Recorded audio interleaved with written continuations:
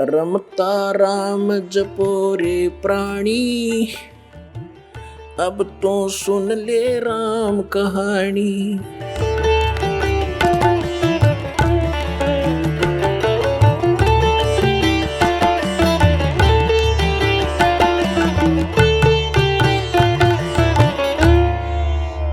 तो करो तो बावड़ू, दूर दूर करो तो जाम, जो राखो त्यों ही रहूं, जो देव सो खाऊं।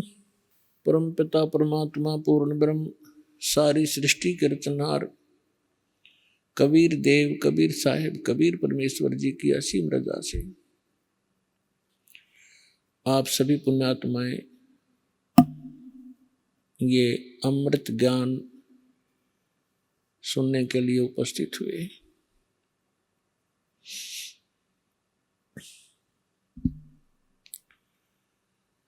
परमेश्वर कौन है,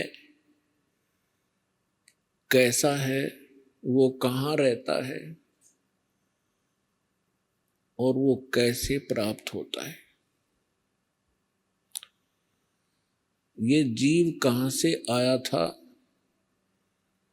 इसका उद्देश्य क्या है, यहाँ जीने का, मृत्यु क्यों हो रही है, जन्म क्यों हो रहा है।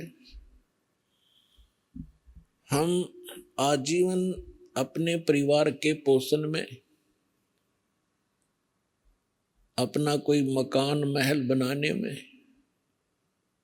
कितनी लगन से लगे रहते हैं, उसके प्रति हमारा कितना अट्रैक्शन होता है, कितना लगाव होता है,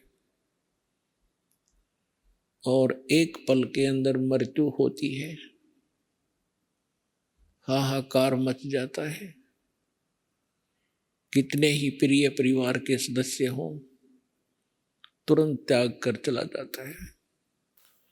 ये कैसा जीवन है, हम इससे ऊब नहीं रहे, हम इससे थके नहीं हैं जन्म और मृत्यु से, क्योंकि हमें ज्ञान प्राप्त नहीं हुआ कि इस जन्म और मृत्यु के इस दीर्घ रोग का भी कोई विकल्प है, इससे छुटकारा हो सकता है। और जिन अज्ञानियों ने मोक्ष की परिभाषा बताई वो बिल्कुल यथार्थता के विपरीत थी। क्या कहते थे, कुछ तो ये कहते हैं कि जन्म मृत्यु तो बनी ही रहेगी, इसका कोई विकल्प नहीं है, ये तो यूनिवर्सल है, ये जो सच्चाई है यूनिवर्सल ट्रूथ है, उसको ये मानते हैं और इसमें कोई परिवर्तन नहीं हो सकता। कुछ एक मोक्ष की जो परिभाषा बहुत ही भिन्न और सुपीरियर बताते थे, वो क्या कहते थे कि आत्मा का ब्रह्म के अंदर लीन हो जाना, जिसे ब्रह्मलीन कहते थे, ये पूर्ण मोक्ष है। और कुछ एक ये कहते थे परमात्मा जो है,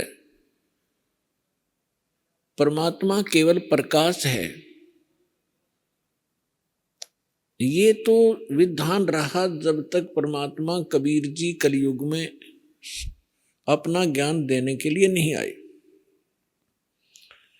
उसके बाद परमात्मा ने आकर के खुद अपनी अमृत वाणी में यथार्थ अध्यात्म मार्ग और यथार्थ भक्ति विधि बताई और अपने निज स्थान का ज्ञान कराया। हम कहाँ रहते थे, हम कौन हैं, कहाँ से आए थे, हम इस जन्म और मृत्यु के कष्ट को क्यों उठा रहे हैं, हम ऐसे लोक में रह रहे हैं जहाँ कोई जीव स्थायी नहीं है, यहाँ के राजा नासवान, प्रजा नासवान होनी ही थी, यहाँ के भगवान नासवान, तो जीव अन्य प्राणियों का फिर क्या अस्तित्व। तो उस परमेश्वर ने जब तक ये अपना निज स्थान सतलोक सचखंड नहीं बताया था और उससे परिचित कुछ महापुरुषों को नहीं कराया था, तब तक हम केवल ब्रह्म को ही अंतिम ब्रह्म प्राप्ति अंतिम उपलब्धि मानते थे। और हम अधिकतर अपने विष्णु जी और शंकर भगवान को, विष्णु भगवान जी को हम सर्वेश्वर मानते थे। सर्वेश्वर महेश्वर अजरो अमर हैं, इनका कोई माता पिता नहीं है। केवल ब्रह्मा जी को नासवान कहा करते थे ये हमारे नकली धर्मगुरु। विष्णु जी और शंकर जी को अजरो अमर मृत्युंजय कालज्ञ सर्वेश्वर महेश्वर बताया करते थे। परमात्मा के ज्ञान को सुनकर एक नकली पंथ चला, राधा स्वामी। और उस राधा स्वामी पंथ वालों ने, जो राधा स्वामी पंथ के प्रवर्तक माने जाते हैं, कहे जाते हैं, श्री शिवदयाल जी, पन्ना गली आगरा वाले, उन्होंने परमात्मा की डेफिनेशन कैसी बताई? मूर्खों को भी हंसी आवे उस परम धनी की बताई डेफिनेशन को यदि आपको भी सुनाएं, दिखाएंगे। और उस अज्ञानी के पीछे करोड़ों की संख्या में भोली आत्मा लग गई उसको परम संत मान के, क्योंकि उसने कुछ पहले से भिन्न ज्ञान दिया। अध्यात्म उसने क्या बताया कि सतलोक है, ऊपर 4 लोक। कबीर परमात्मा का एक शब्द है, करने नो दीदार महल में प्यारा है। उसको पढ़कर अपने अज्ञान के आधार से उसको डिफाइन किया, उसका अनुवाद किया। उसमें पढ़कर के उसने क्या सुनाया कि एक सतलोक है, फिर अलख लोक है, फिर अगम लोक है, फिर अकय अनामी लोक है। उसके बाद फिर उसके अनुयायियों ने क्या बनाया कि सतलोक है, अलख लोक है, अगम लोक है, अनामी लोक है, और उससे ऊपर साडा राधा स्वामी लोक है। यानी और 5वां घट दिया उन्होंने अपनी अज्ञानता के कारण। और श्री शिवदयाल जी को वो राधा स्वामी कहने लग गए, क्योंकि श्री शिवदयाल जी की धर्म पत्नी का नाम नारायणी देवी था। उसको प्यार से लोग, अन्य श्रद्धालु, राधा जी कहा करते थे और शिवदयाल जी को श्री कृष्ण माना करते थे। इसलिए श्री शिवदयाल जी को राधा स्वामी कहने लगे। जैसे कोई उमा स्वामी कहता है, उमा स्वामी, उमा का स्वामी कौन? भगवान शंकर। उमा स्वामी जो है, उमा स्वामी कहने का तात्पर्य है श्री शंकर जी को संबोधित कर रहा है वो व्यक्ति जो उमा स्वामी कह रहा है, यानी उमा का पति। राधा स्वामी, ये राधा का पति श्री शिवदयाल जी थे। अब श्री शिवदयाल जी क्या थे? श्री शिवदयाल जी कैसा अध्यात्म ज्ञान रखते थे और क्या उनकी भक्ति विधि थी? पुण्यात्माओं, दास को रोना आता है कई बार कि ऐसे मूर्ख आदमी के पीछे और ऐसे एजुकेटेड व्यक्ति फंसे पड़े, क्योंकि उन्होंने उस राधा स्वामी को, शिवदयाल जी को परम धनी और पहुंचा हुआ मान लिया कि अध्यात्म मार्ग में ये बहुत ऊंचे पहुंच गए। और जिस कारण से उन्होंने कोई भी ऑब्जेक्शन नहीं किया, क्योंकि जैसे डॉक्टर होता है, अब डॉक्टर की पढ़ाई अलग है, इंजीनियरिंग की पढ़ाई अलग है। अब इंजीनियर चाहे चीफ इंजीनियर हो, वो रोगी हो जाता है और कहीं उसको बोर्ड मिलता है डॉक्टर, तो उसके पास चला जाता है। और उसने अच्छी उपाधि लगा रखी हो, MBBS, MD, फलाना, सर्जन, तो फिर तो कहना ही क्या। अब वो चीफ इंजीनियर उसके डॉक्टर समझकर जाता है, उसको जो भी वो टैबलेट देता है वो खाता है, राहत मिले ना मिले उसके भाग की बात है। यदि वो डॉक्टर है तो राहत मिलेगी, डॉक्टर नहीं है तो उस चीफ इंजीनियर को ये कोई वो नहीं होगा कि ये डॉक्टर नहीं है, क्योंकि उसकी पढ़ाई और मेडिसिन के बारे में अननोन है, अनभिज्ञ है। ठीक इसी प्रकार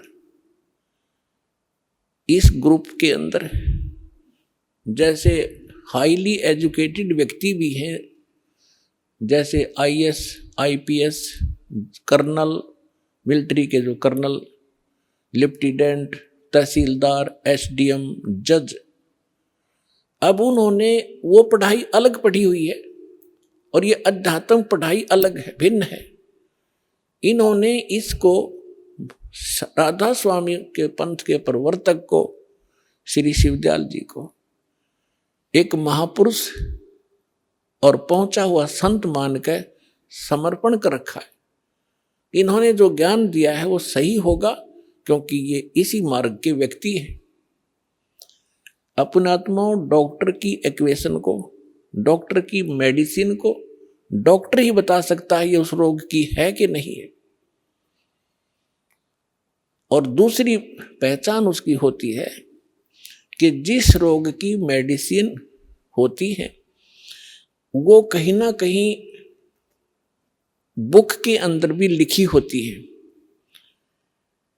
तो जैसे कोई एक व्यक्ति बताता है कि इस रोग की टेबलेट ये होती है, दूसरा बताता है कि नहीं ये होती है, तो उनका फैसला किया जाता है कि उसमें कौन सा साल्ट है और इस रोग में कौन सा साल्ट काम करता है। तो डॉक्टर ही उसकी पहचान बताते हैं और फिर भी नहीं कोई तसल्ली होती है, सब यकीन होता है, तो उस बुक से मेल किया जाता है कि देखिएगा ये मेडिसिन है और इसकी ये इसके गुण धर्म है, तब फैसला होता है। तो ठीक इसी प्रकार ये दास भी एक आध्यात्मिक टीचर है और जितने भी धर्मगुरु हैं ये सभी आध्यात्मिक टीचर वर्तमान के हैं, कहलाते हैं।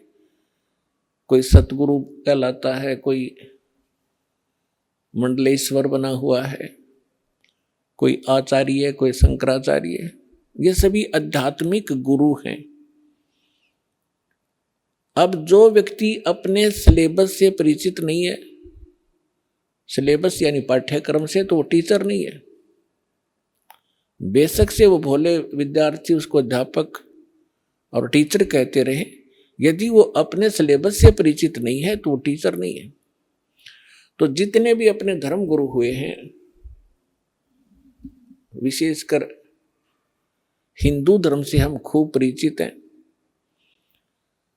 और जितने भी आज तक ऋषि महर्षि हुए हैं, इंक्लूडिंग ब्रह्मा विष्णु महेश, जिनको हम भगवान मानकर पूजा किया करते थे, इनको भी अध्यात्म मार्ग, यथार्थ अध्यात्म मार्ग नहीं है।